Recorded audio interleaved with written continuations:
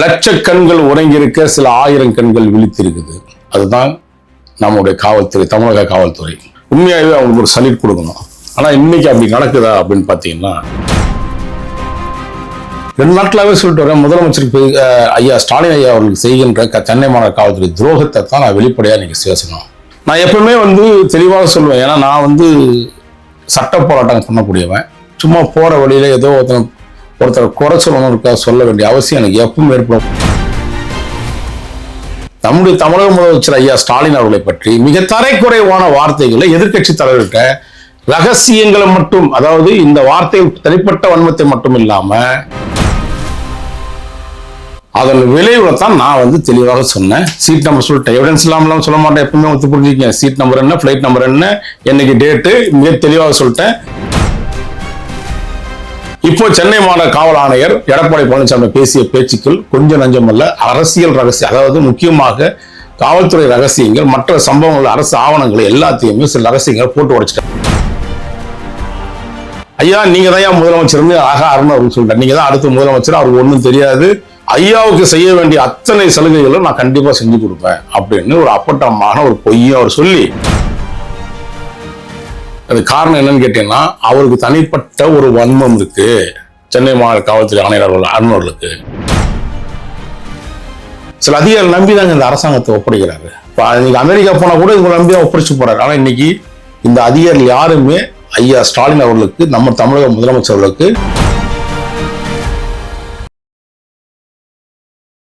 வணக்கம். வாரும் நேர்களே, உங்க வாராகி பேசுறேன். ஒரு 2 நாட்களாக சென்னை மாநகர காவல் ஆணையர் அருண் அவர்கள் சில இந்த ஜித்து வேலையெல்லாம் பண்ணுவாருன்னு சொல்லுவேன். நான் பல முறை பல இடங்கள்ல சொல்லிட்டு இருக்கேன். அருண் அவர்கள் ரொம்ப ரொம்ப ரொம்ப ரொம்ப ரொம்ப நல்லவர், நீங்க சொல்ற மாதிரியே வச்சுப்போம். அவர் நல்லவர் இல்லைன்னு நான் சொல்ல விரும்பல. இந்த 2 விஷயம் அவர் ரொம்ப தெளிவா பண்ணுவாரு. ஒண்ணு, நாரதர் வேலைகளை கரெக்டா பண்ணுவாரு. இன்னொன்னு, ரியல் ஹீரோ மாதிரி காமிச்சுக்கிட்டு உள்ளுக்குள்ள ஒரு வன்மத்தை வச்சு வேலை பார்ப்பாரு. அதை தெளிவாக சொல்லியிருக்கேன். அது என்ன பிரச்சனை உங்களுக்கு, அவருக்கும் உங்களுக்கும் அப்படின்னு 2-3 நபர்கள் எனக்கு இந்த மெசேஜ்ல கேட்டாங்க. நான் ஒரே சொல்றேன், எனக்கும் சென்னை மாநகர காவல் ஆணையர் அருண் அவர்களுக்கும் எந்த விதமான தனிப்பட்ட வன்மமோ, ஏதாவது ஒரு குடுக்கல் வாங்கலோ, ஏதாவது ஒரு விஷயத்துல நான் சொல்ல ஒரு ஆப்ளிகேஷனோ அல்லது அவர் எனக்கு சொன்ன விஷயங்களோ எந்த விதமான கம்யூனிகேஷன் கிடையாது. ஆனா அருண் அவர்கள் யாருன்றத நான் டெப்டி கமிஷனர் ஆஃப் போலீஸ்ல இருந்து நான் பார்த்துட்டு இருக்கேன். அவரு எந்த அதிகாரியை தனக்கு சாதகமா பயன்படுத்துவார், எந்த அரசியல்வாதியை தனக்கு சாதகமா பயன்படுத்திக்கிட்டு அதில் வச்சு சில இந்த தில்லாலங்கடி வேலைன்னு நம்ம ஊர்ல சொல்லுவாங்கல்ல, அதையெல்லாம் கரெக்டா தெளிவா பண்ணுவாரு. அப்படி கடந்த வருடம் விஜயகுமார் அவர்கள் டிஐஜி, கோயம்புத்தூர் டிஐஜியா இருக்கும்போது சூசைட் பண்ணதாக சொல்லி ஒரு விஷயம் பார்த்திருப்போம். அந்த சூசைட் பண்ண விஷயங்கள்ல அது படுகொலை அப்படின்னு நான் அன்னைக்கே அவருக்கு தெளிவா சொன்னேன். அது சம்பந்தமா அவங்களுக்கு தெரியும், வழக்குகள் பதிவு பண்ணி வச்சிருக்கோம். அவர் மீது புகார்கள் கொடுத்துருக்கிறேன். இவர் அவரும் இவங்க பேசின கம்யூனிகேஷன் மெசேஜும், எனக்கு டிஐஜி அவர்கள் அனுப்பின சில மெசேஜஸ், இதெல்லாம் வச்சு ஒரு புகாரா நான் கொடுத்துருந்தேன். நான் அன்னைக்கே சொல்லியிருந்தேன், இவருக்கும் ஒரு வன்மம் இருக்கு, அவருக்கு ஒரு இந்த அதிகாரிகள்லாம் என்னமோ அடிமையா இருக்கணும்னு நினைக்கிறாரா என்னன்னு தெரியல. நான் ரொம்ப நேசிக்கக்கூடிய காவல்துறை, நான் மிகவும் நேசிக்கக்கூடிய காவல்துறை. இந்த நேசிக்கக்கூடிய காவல்துறைனா சாதாரண விஷயம் இல்லை. காவல்துறை என்பது இன்னைக்கு நம்ம நிம்மதியாக உறங்கிட்டு இருக்கோம் இரவு நேரங்கள்ல. அதுக்கு முக்கிய காரணமே அந்த காவல்துறை அதிகாரிகள் தான், காவலர்கள் தான். நான் கடைக்கோடி இருக்கக்கூடிய கடைநிலை காவலர்கள் கண்ணியமிக்கமான காவல்துறை தலைவர் வரையும் நான் மதிக்கக்கூடிய ஒரு நபர்கள் தான். நான் மட்டுமல்ல, எல்லோருமே நிம்மதியாக இருக்கிறோம் அதுக்குன்னா காவல்துறை அதிகாரிகள் தான் காரணம், காவலர்கள் தான் காரணம். நான் ஏற்கனவே ஒரு விஷயம் சொல்லியிருக்கேன், லட்சக்கண்கள் உறங்கியிருக்க சில ஆயிரம் கண்கள் விழித்திருக்குது. அதுதான் நம்முடைய காவல்துறை, தமிழக காவல்துறை. உண்மையாகவே அவங்களுக்கு ஒரு சல்யூட் கொடுக்கணும். ஆனா இன்னைக்கு அப்படி நடக்குதா அப்படின்னு பாத்தீங்கன்னா, ஒரு சில அதிகாரிகள் தனக்கு வேண்டப்பட்ட சில இந்த சிலுமச வேலைகள், இந்த தில்லாலங்கடி வேலைகள், சில உல்டா வேலைகள், அதிகாரிகள் நடக்காம இந்த பணத்தாசை பிடிச்சி சில அதிகாரிகள் இருக்காங்க. நான் ஏற்கனவே சொல்லியிருக்கேன், டேவிட்சன், தேவாசிரம் போன்ற நபர்கள் பல பேரை நான் தோல் உரிச்சு காட்டியிருக்கேன். நீதிமன்றத்தில் வழக்கு இருக்கு, இதெல்லாம் பார்த்துருப்பீங்க. கடந்த வாரம் எனக்கு இந்த விஷயங்கள் போடும்போது சொன்னாங்க சில நண்பர்கள், ஏன் அவரை ஏதோ நீங்க டார்கெட் பண்ணி பேசுறதா சொல்றாங்க. சத்தியமாக சொல்றேன், எனக்கும் அவருக்கும் எந்த காவல்துறை அதிகாரம் தனிப்பட்ட முறையில எனக்கு வன்மங்கள் கிடையாது. நான் மிக தெளிவாக சொல்றேன். அவர் செய்கிற தவறுகளை நான் சுட்டி காட்டுறேன். நான் வணங்கக்கூடிய கோயிலாக வணங்கக்கூடிய நீதிமன்றங்களும், நான் தெய்வமாக நினைத்து வாங்கக்கூடிய வாழும் நீதிபதிகள், தெய்வங்கள் வாழும் தெய்வங்களாக்கக்கூடிய நீதிபதிகள் தான்.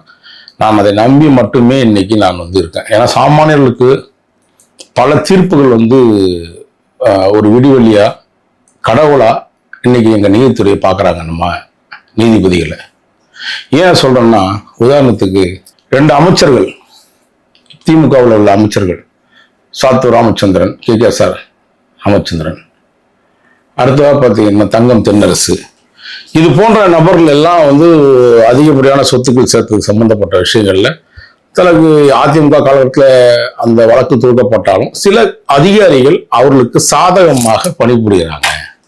அந்த சாதகத்தை நீதித்துறை மட்டும்தான் சாத்தியம் அப்படின்னு தான் நான் நீதிபதிகள் தெய்வமா எப்படி வழங்குறேன்னா, இன்னைக்கு நமக்கு ஏதாவது ஒரு தீர்வு ஏற்படணும் பொதுமக்களுக்குன்னா அது அவர்கள் மட்டும்தான். ஐயா ஆனந்த வெங்கடேஷ் ஐயா கடவுளாக பார்க்கக்கூடிய அவர்கள் நீதிபதி அவர்கள், அதுல இந்த நாட்டுடைய மிகப்பெரிய முறைகேடு, ஊழல், லஞ்சம் இதுக்காகத்தான் அதுவும் குறிப்பாக யார் மூலியமா வருதுன்னா அரசியல்வாதிகள் மூலியமா வருது, அமைச்சர்கள் மூலியமா வருது, எம்எல்ஏக்கள் மூலியமா வருது, எம்பிகள் மூலியமா வருது. அந்த வழக்கை எல்லாம் விரைவாக விசாரித்துக் கொண்டிருக்கிறார் நான் வணங்கக்கூடிய தெய்வம் ஐயா ஆனந்த வெங்கடேஷ் ஐயா அவர்கள்.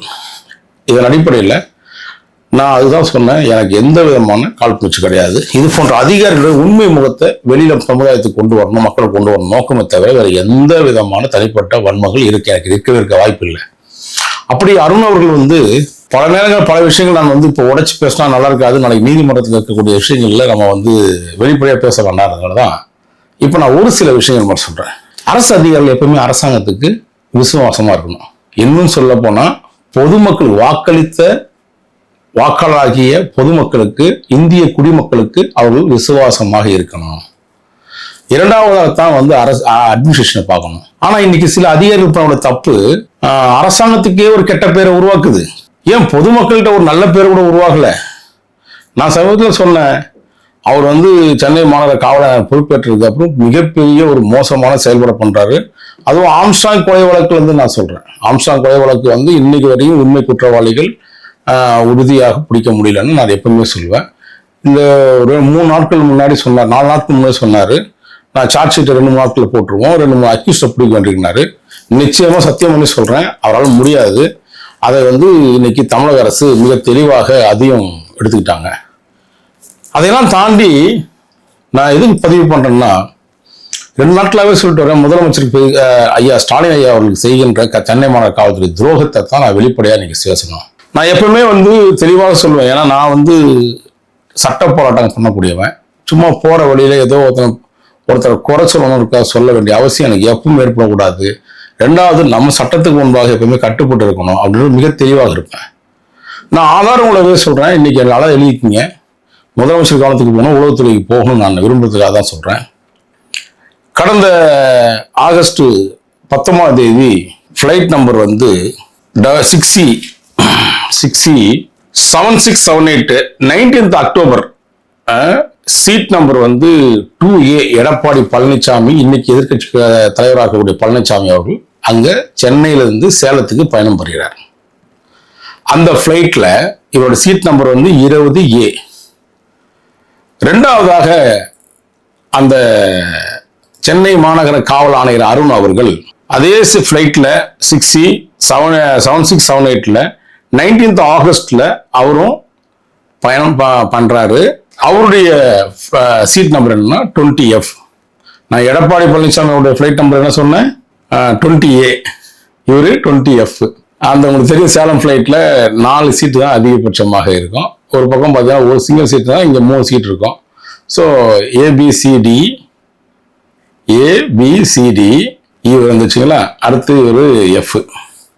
இவர் எங்க வரிசையில் இருக்காரு, பின் வரிசையில் இருக்காரு. இப்போ இவர் என்ன பண்றாருன்னு கேட்டீங்கன்னா, தானாகவே முன் எடப்பாடி பழனிசாமி கிட்ட அவர் பேச்சு கொடுக்குறாரு. பேச்சு கொடுத்த அடிப்படையில் அங்க இருக்கிற பக்கத்துல முதலமைச்சருடைய அதாவது முன்னாள் முதலமைச்சர் எடப்பாடி பழனிசாமியோட பக்கத்துல இருந்த ஒரு நபர்கிட்ட ரிக்வஸ்ட் பண்ணி நீங்க என்னுடைய இருக்கைக்கு போங்க, நான் ஐயாட்ட பேச வேண்டியிருக்குன்னு சொன்னாரு. நான் வந்து அதெல்லாம் ஒரு கமிஷனர் வந்து எதிர்கட்சி தலைவர்கிட்ட பேசுறது குற்றமான்னு கேட்டேன். சத்தியமா குற்றம் இல்லை, நல்லபடியான விஷயம், பேசணும். மனிதாபமுடைய விஷயங்கள், அதாவது வந்து மனித உறவுகள் கண்டிப்பாக மேம்படுத்தப்பட வேண்டும். அதுல எந்த மாற்று கருத்தும் கிடையாது. நான் ஃபிளைட் நம்பர் எல்லாத்தையும் உங்களுக்கு சொல்லிட்டேன், டிக்கெட் நம்பர், சீட் நம்பர் எதுவும் சொல்லிட்டேன், எந்த தேதியில் அவர் போனார்னு சொல்லிட்டேன். அன்னைக்கு நம்முடைய தமிழக முதலமைச்சர் ஐயா ஸ்டாலின் அவர்களை பற்றி மிக தரைக்குறைவான வார்த்தைகளை எதிர்கட்சி தலைவர்கிட்ட ரகசியங்களை மட்டும், அதாவது இந்த வார்த்தைகள் தனிப்பட்ட வன்மத்தை மட்டும் இல்லாம தமிழக அரசு ஊழியர்களால் சேகரிக்கப்பட வேண்டிய ரகசியங்களையுமே இவர் மிக தெளிவாக வெளிப்படையாக அவர்கிட்ட நம்ம முதலமைச்சரை பத்தி, ஸ்டாலின் ஐயாவை பத்தி எடப்பாடி பழனிசாமி எதிர்கட்சி தலைவர்கிட்ட போட்டு கொடுத்துட்டாரு. அதன் விளைவுல தான் நான் வந்து தெளிவாக சொன்னேன். சீட் நம்பர் சொல்லிட்டேன், எவிடன்ஸ் இல்லாமலாம் சொல்ல மாட்டேன், எப்பவுமே வந்து புரிஞ்சுக்கங்க. சீட் நம்பர் என்ன, ஃபிளைட் நம்பர் என்ன, என்னைக்கு டேட்டு, மிக தெளிவாக சொல்லிட்டேன். நம்முடைய முதலமைச்சரை பத்தி இவ்வளவு தரைக்குறவான வார்த்தைகள் தன்னுடைய அரசு ஆவணங்கள்லாம் ஏற்கனவே சொல்லியிருக்கேன். நக்கீரன் பிரகாஷ், தாமோதரன் பிரகாஷ், தினகரன் சுரேஷ்ன்ற ஒரு பவர்ஃபுல் செக்டர்ல அவங்கெல்லாம் இவங்களை வச்சுதான் அவங்க வந்து யார் இன்ஸ்பெக்டர் போஸ்டிங் போடணும், எந்த இன்ஸ்பெக்டர் எடுக்கணும் அப்படின்னு பல விஷயங்கள் செஞ்சிருக்காங்க. சென்னை மாநகரத்தில் அருண் பொறுப்பேற்றதுக்காக பல காவல் நிலையத்தில் இருக்கக்கூடிய அதிகாரிகள் இன்னைக்கு வரையும் ஃபில் பண்ணலங்க, தூக்கிட்டாருங்க. வேணுன்னே கொண்டு போய் எங்கேயாவது கிரைம் போட்டு வச்சிருக்காரு. பல மாவட்டங்கள்ல அந்த சம்பவம், சென்னை மாவட்டத்துக்குள்ள நடக்கிற சம்பவத்தை சொல்றேன். நிறைய வேக்கண்ட் இருக்குது, ஃபில் பண்ண முடியல அவரால். காரணம் என்னன்னா, அந்த வேக்கண்டா வச்சுக்கிட்டு வேற ஒருத்தர் இன்சார்ஜ் கொடுத்து 2 மாசமா இன்னைக்கு சென்னை மாநகரத்துல காவல்துறை ஆய்வாளர்கள் வந்து பணி செய்ய முடியல. நான் யாரோட தெளிவாக சொல்ல முடியும் எத்தனை ஆய்வாளர்கள் மாதிரி போட்டிருக்காங்கன்றது. அது காரணம் என்னன்னு கேட்டீங்கன்னா, அவருக்கு தனிப்பட்ட ஒரு வன்மம் இருக்கு சென்னை மாநகர காவல்துறை ஆணையர் அருணர்களுக்கு. அந்த வன்மத்தை தீர்ப்புக்காக தான் அப்படி இருக்கு. சரி, நான் அடுத்து வந்துடுறேன், ஏன்னா அது அடுத்த டாபிக்கா பேச வேண்டிய இருக்கு. இப்போ சென்னை மாநகர காவல் ஆணையர் எடப்பாடி பழனிசாமி பேசிய பேச்சுக்கள் கொஞ்சம் நஞ்சமல்ல, அரசியல் ரகசியம், அதாவது முக்கியமாக காவல்துறை ரகசியங்கள், மற்ற சம்பவங்கள், அரசு ஆவணங்கள் எல்லாத்தையுமே சில ரகசியங்கள் போட்டு உடைச்சிட்டாரு எதிர்கட்சி தலைவர்கிட்ட. இப்போ அவருக்கு என்னமோ எதிர்கட்சி தலைவர் எடப்பாடி பழனிசாமி புத்துணர்வு பெற்ற மாதிரி நம்ம தமிழக முதலமைச்சர் வச்சு செய்யலாம், வெயிட் பண்ணுங்க ஐயா, நீங்க தான் முதலமைச்சர் அருண் அப்படின்னு சொல்லிட்டாரு. நீங்க தான் அடுத்த முதலமைச்சர், அவருக்கு ஒன்றும் தெரியாது, மிக மோசமான ஒரு சூழ்நிலை உருவாக்குறாங்க. இங்க ஒரு சில அதிகாரிகள் தான் வந்து இதை இது பண்றாங்க. ஐயா மட்டும் வந்துட்டீங்கன்னா நீங்க ஐயா மட்டும் நீங்க எப்படி முதலமைச்சராக கண்டிப்பா நானும் கூட பணிபுரிவேன். இப்போ நான் இப்போ அடுத்த இன்னும் ஒரு 2 வருஷத்துல டிஜிபி ரேங்குக்கு வந்துடுவேன். ஐயாவுக்கு செய்ய வேண்டிய அத்தனை சலுகைகளும் நான் கண்டிப்பா செஞ்சு கொடுப்பேன் அப்படின்னு ஒரு அப்பட்டமான ஒரு பொய்யும் அவர் சொல்லி, நீங்க எடப்பாடி பழனிசாமி மற்றவங்களுக்கு கவுத்து தான் பழக்கம், அவர் யாரையும் வந்து கவர மாட்டார், யார்கிட்டையும் கவர மாட்டாரு. ஆனா இப்போ நம்முடைய தமிழக முதலமைச்சர் அவர்கள் வந்து ஒரு ஒரு ஒரு வேதனையோட அவரை வந்து என்ன சொல்றதுன்னு தெரியல. அவர் பாவங்க உண்மையாவே. சில அதிகாரிகள் நம்பிதாங்க இந்த அரசாங்கத்தை ஒப்படைக்கிறாரு. இன்னைக்கு அமெரிக்கா போனா கூட இவங்க நம்பிதான் ஒப்படைச்சு போறாரு. ஆனா இன்னைக்கு இந்த அதிகாரிகள் யாருமே ஐயா ஸ்டாலின் அவர்களுக்கு, நம்ம தமிழக முதலமைச்சர் அவர்களுக்கு விசுவாசமா இல்லை. இனிமேலாவது தமிழக முதலமைச்சர் அவர்கள் இது விசுவாசமற்ற இந்த காவல்துறை ஆணையர் அருண் அவர்கள், அவருக்கு ஆதரவாக செயல்படக்கூடிய சில ஐஏஎஸ் ஆபீசர்கள் மீது விரைவில் நடவடிக்கை எடுப்பார்கள் அப்படின்னு நம்புறேன். அது பொதுமக்கள்கிட்ட ஒப்படைச்சிடுறேன். நன்றி, வணக்கம்.